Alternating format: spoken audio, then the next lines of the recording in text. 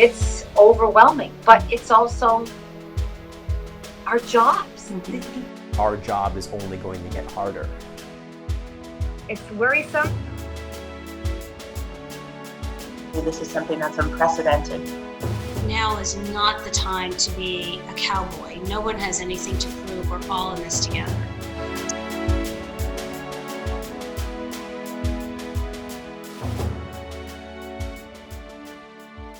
Welcome to Reporting from the Frontline of a Pandemic. I'm Maya Huter, and I'm here with Diane Sylvester, an executive producer for Futuro Media Group in Barcelona, Spain. Thanks, Diane, for joining me. All right, so can you just start by telling me a little bit about what you do day to day? Well, from a work standpoint, my schedule, because I'm based in Spain and I'm working for a U.S.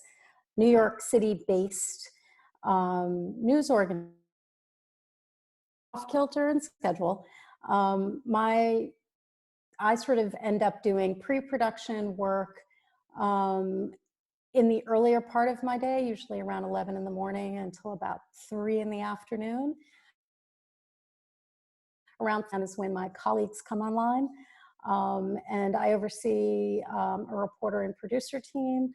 So I do my check-ins with them at around 4 in the afternoon. And if there's anything changing to our schedule, we address it throughout the day. Then we kind of have our co-working time together from about 4 to 8 p.m. And that works with the Spanish dining schedule. And how have you had to adjust the way you work now with the pandemic happening?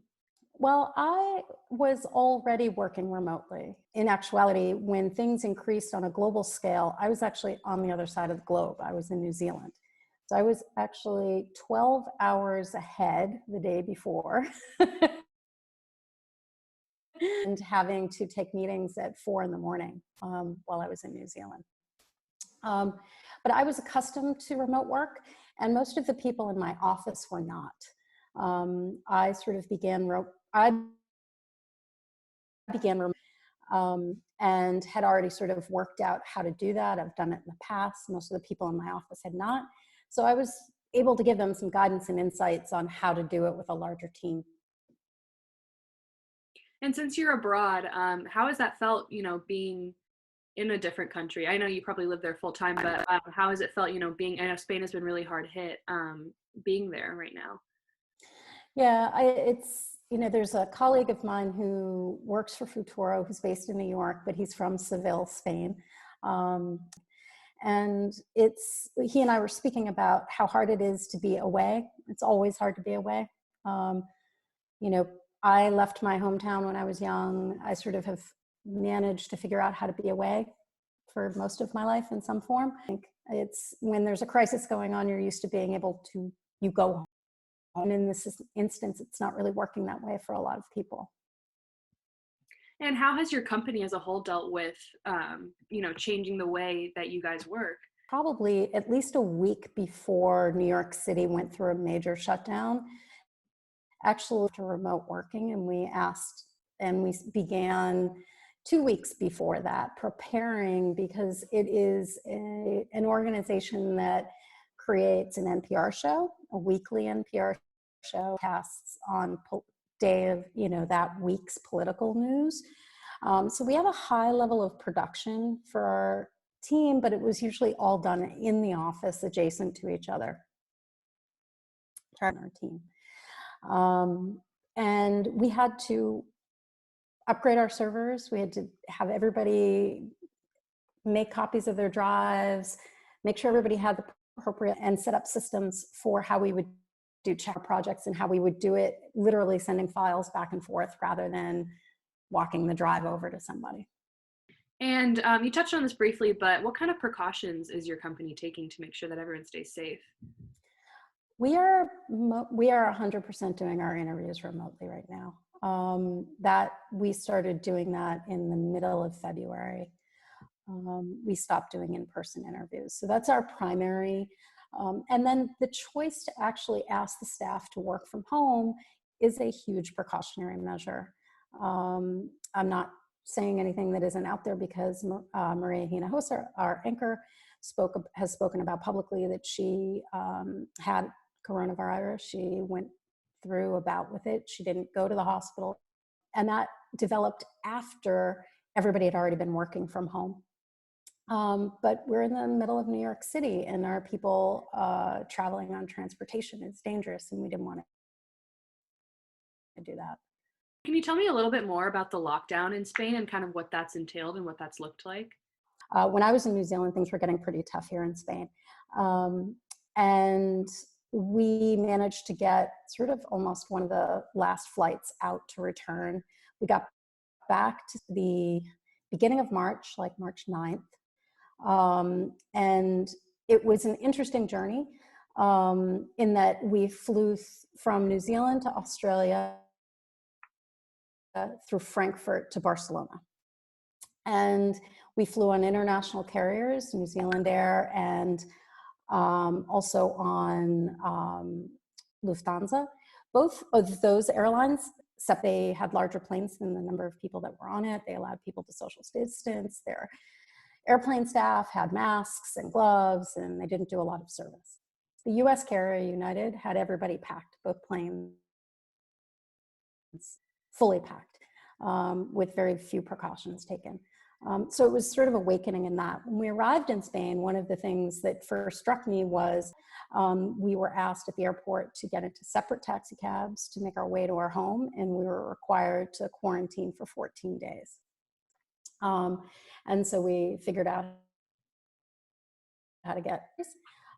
Here in Spain at the moment, they're about to change some of the rules, but at the moment, you can only go out of the house. You have a piece of paper that says, where are you going for groceries? Are you going to the pharmacy? Or are you going to the hospital? Or are you an essential worker?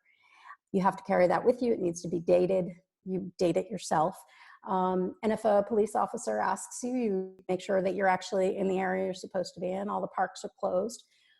Also, at the moment, there are no children allowed to be outside of their homes. Nobody below the age of 18.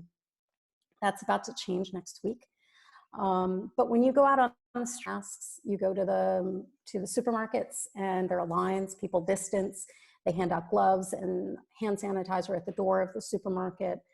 So people are been taking it very seriously. The issue for children being able to get out of their home for the first time in 6 weeks is something they're going to have to try and navigate, because the death rate in Barcelona itself is not going down yet, a specific risk.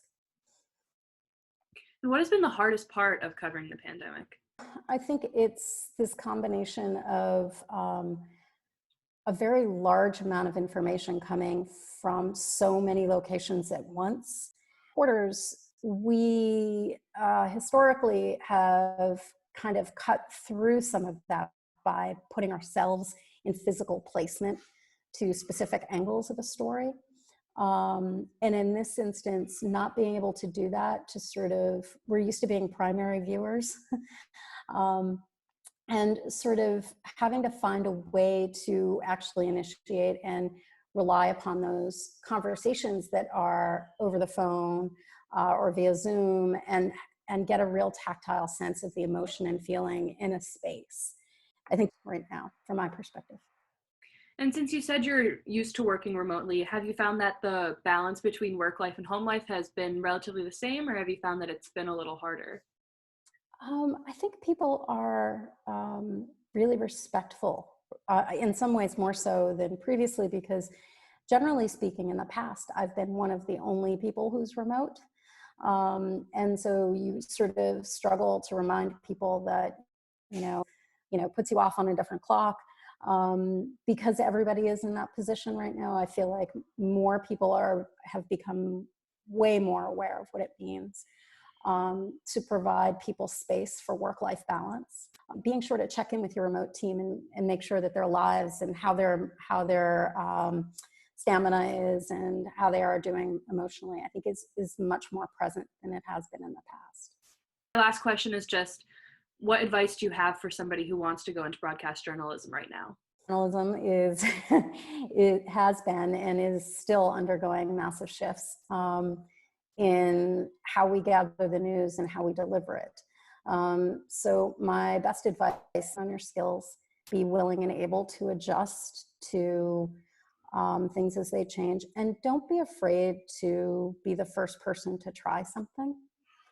I think that adhering to convention that may have had a reasoning in the past, there's an opportunity to change more profoundly at the moment in positive ways. Thank you, Diane, for taking the time to talk to me, and thank you for the work you're doing to keep us informed and safe. And thanks to all of you for watching this episode of Reporting from the Frontline of the Pandemic. I've been talking with Diane Sylvester, an executive producer for Futuro Media Group. I'm Maya Huter.